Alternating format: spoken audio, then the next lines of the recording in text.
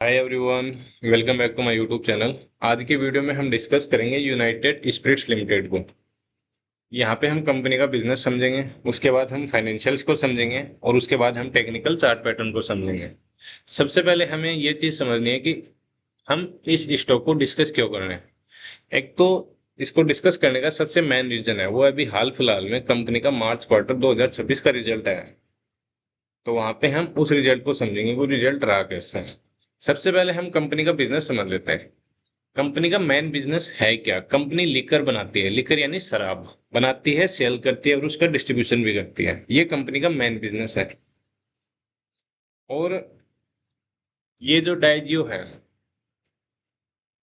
इसकी subsidiary company है United spirits.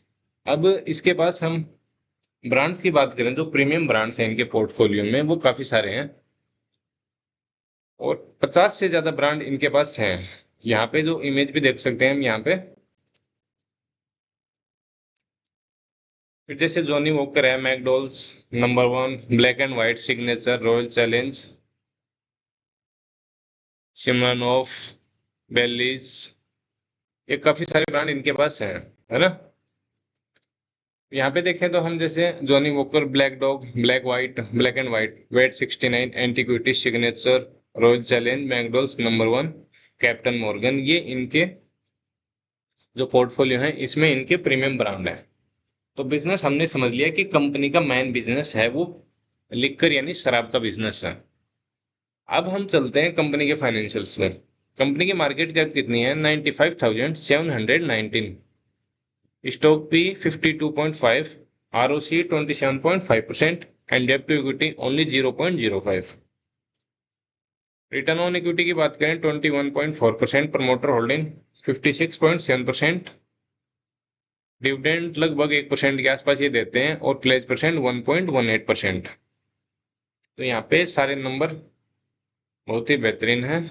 अब अगर हम पी रेशियो की बात करें यहाँ पे, तो 5 साल और 3 साल के टाइम फ्रेम पे देखें हम यहाँ पे, तो जो करंट का जो पी है वो मीडियन पी से काफी नीचे है।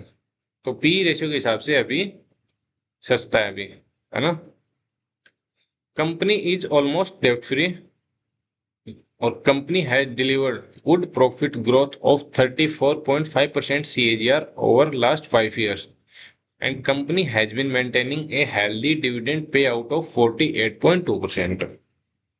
अब अगर हम क्वार्टरली रिजल्ट की बात करें यहाँ पे मार्च 2026 के, तो सेल्स कितनी बढ़ी है। मार्च 2025 में कितनी थी इनकी सेल्स? 2,946। वो कितनी होगी? 3,054 करोड़ की।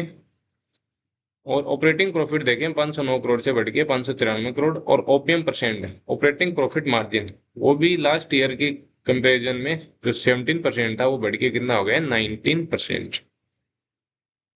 नेट प्रॉफिट की बात करें तो 421 से बढ़ के कितना हो गया? 539।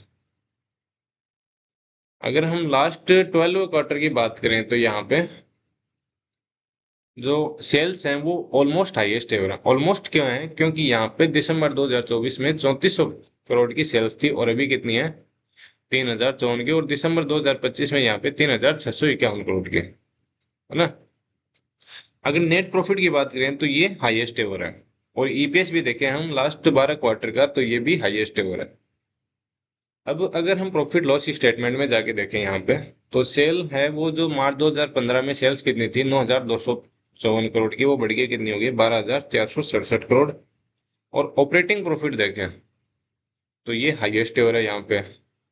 और ओपीएम परसेंट जो लास्ट ईयर 19% था, इस बार कितना है? 18%।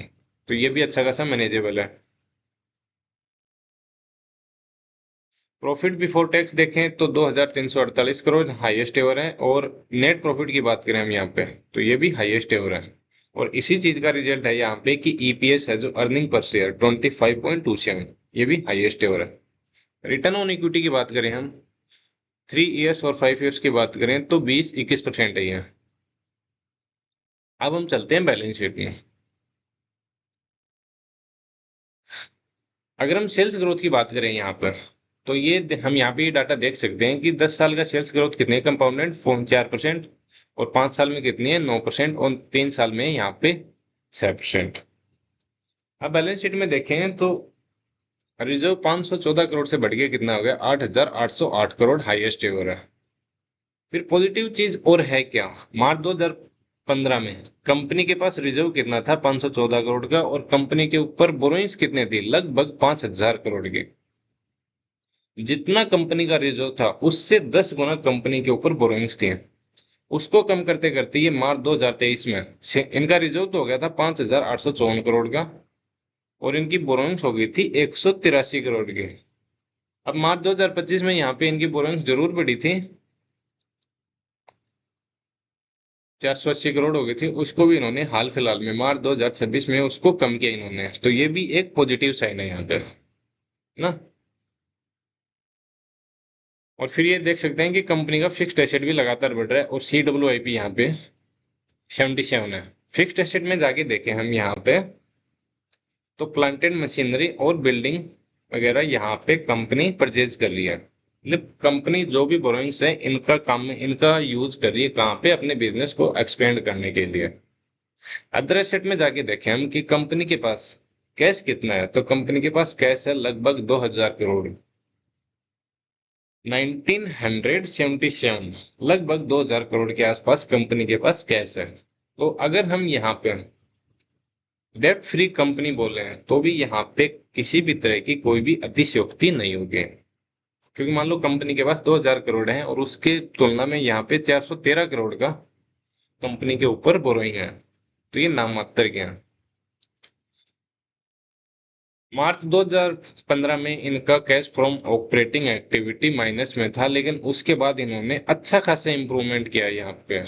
इसका मतलब क्या है कि कंपनी जो भी पैसा कमा रही है वो लगातार इनकी बुक्स में आ रहा है। अब हम चलते हैं शेयर होल्डिंग पैटर्न में। प्रमोटर के पास लगातार 56.68% यहाँ पे होल्डिंग बनी हुई है, और दिसंबर 2025 में जो FI के पास 14.13% जो होल्डिंग्स थी उसको बढ़ा के उन्होंने कितना किया है, 14.41%, और जो पब्लिक है इसकी होल्डिंग कितनी है, 13.54%। अगर हम पब्लिक की होल्डिंग में यहाँ पे देखें तो 2.38% यहाँ पे होल्डिंग है, वो किसके नाम है, USL बेनिफिट ट्रस्ट के नाम से।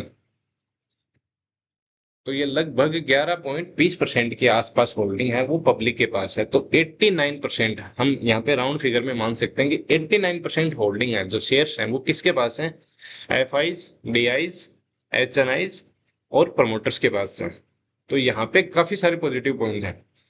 फिर एक जो मेन रीजन है वो मैं आप लोगों को यहाँ पे बताना चाहूंगा, वो क्या है, जब हम कोरोना जब पेंडेमिक आया था तो वहां पे हमने एक चीज देखी थी कि सारे बिजनेस है हर चीज पे लॉकडाउन लगा दिया था गवर्नमेंट ने, हर चीज को बंद कर दिया था, लेकिन जो शराब की दुकानें थी स्पेशली उनको खोला गया था। उसका रीजन क्या है, एक तो यहाँ से अच्छा खासा रेवेन्यू जनरेट होता है गवर्नमेंट को, गवर्नमेंट के पास अच्छा खासा पैसा आता है यहाँ से। अब कुछ लोगों का पॉइंट ये हो सकता है कि अनिल भाई मतलब आप ऐसी कंपनी को प्रमोट कर रहे हो जो मतलब शराब बनाती है। तो मेरा पॉइंट यहाँ पे यही है कि हम यहाँ पे ओनली अपना बिजनेस करने आए हैं यहाँ पे, पीना ना पीना वो लोगों की समझ है खुद की, है ना, और ना कोई कहने से रुकता है, उस चीज को हमें समझने की जरूरत है। फिर ये चीज हमने देखी भी है कि कंपनी के जो फाइनेंशियल्स हैं ये हाईएस्ट एवर हैं और लगातार इंक्रीज हो रहे हैं, है ना। फिर हम रेशियोज में जाके देखें तो जो ROC किसी टाइम पे -3% था वो लगातार बढ़ता जा रहा है, और अभी मार्च 2026 में मार्च 2025 की तुलना में ये इंक्रीज हुआ है 27% का। इससे पहले हाईएस्ट एवर कितना था, मार्च 2024 में 28% का। तो काफी सारे नंबर्स यहाँ पे अच्छे हैं। अब हम चलते हैं टेक्निकल चार्ट पैटर्न पे यहाँ पे। तो यहाँ पे एक सपोर्ट लेवल था यहाँ पे, पहले तो ये वाला था। जैसा कि मैं ऑलमोस्ट एवरी वीडियो में आप लोगों के साथ ये चीज डिस्कस करता हूँ कि सपोर्ट और रेसिस्टेंस कभी भी एक पर्टिकुलर पॉइंट होता नहीं है, ये एक रेंज होती है। वो रेंज 10 पॉइंट की भी हो सकती है, 20 पॉइंट की भी हो सकती है, 50 पॉइंट की भी हो सकती है।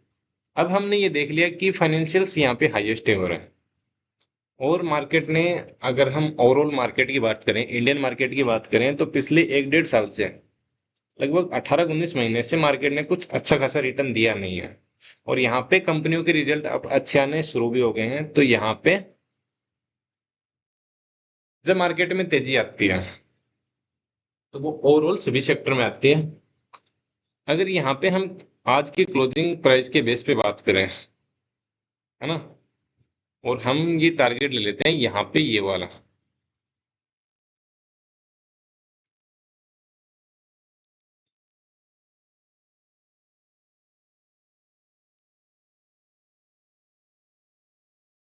अगर यहाँ तक स्टॉक प्राइस जाता है तो करंट प्राइस से हमारा टारगेट निकल के कितना आता है, ये हमारा निकल के आता है 24%।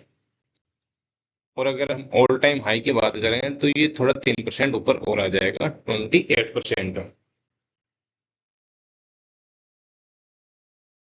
अब मेन पॉइंट है क्या यहाँ पे, सबसे जो जरूरी बात है वो हमें हमेशा ध्यान में रखनी चाहिए कि हम किसी भी कंपनी के स्टॉक प्राइस ऊपर जाने पर तो उस कंपनी को अच्छा मान लेते हैं, और स्टॉक प्राइस नीचे जाने पर उस कंपनी को बुरा मान लेते हैं।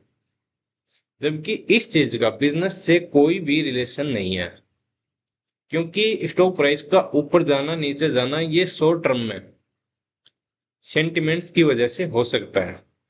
अगर लॉन्ग टर्म पे हम देखें किसी भी कंपनी का, अगर प्राइस ऊपर जा रहा है, उसकी वैल्यूएशन बढ़ रही है, मार्केट कैप बढ़ रही है, तो मतलब कंपनी अच्छा खासा बिजनेस कर रही है। हाँ, हो सकता है जैसे छोटे समय अंतराल पर, जैसे 1 साल यहाँ पे मार्केट साइडवेज में रह सकता है, किसी पर्टिकुलर स्टॉक का चार्ट भी यहाँ पे रह सकता है, प्राइस रह सकता है, 2 साल के लिए भी रह सकता है, 3 साल के लिए भी रह सकता है। वो चीज एक अलग सिनारियो होती है। ऐसी कंडीशन में हमें अलग तरीके से ट्रेड करना चाहिए। ओके। एक चीज और जो आपको ध्यान में रखनी चाहिए कि मेरा किसी भी वीडियो में मेरा उद्देश्य आप लोगों को टिप प्रोवाइड ना करवाने की बजाय मेरा यहाँ पे मेन टारगेट रहता है कि आप लोग चीजों को सीख सकें, समझ सकें, कैसे हमें बिजनेस को समझना चाहिए, कैसे हमें फाइनेंशियल्स को समझना चाहिए, और कैसे हमें टेक्निकल चार्ट पैटर्न को समझना चाहिए। ओके। अगर वीडियो में दी गई जानकारी अच्छी लगी हो तो वीडियो को लाइक करें और अधिक से अधिक लोगों के साथ शेयर भी करें। आई होप जो सभी तरह के डाउट थे वो आप लोगों के इस वीडियो से क्लियर हो गए होंगे। अगर इसके बावजूद भी आप लोगों को किसी भी तरह का कोई भी डाउट बचता है तो आप कमेंट सेक्शन में कमेंट करके पूछ सकते हैं। ओके। आज के लिए बस इतना ही, फिर मिलते हैं किसी नए वीडियो के साथ। तब तक के लिए जय हिंद, जय भारत।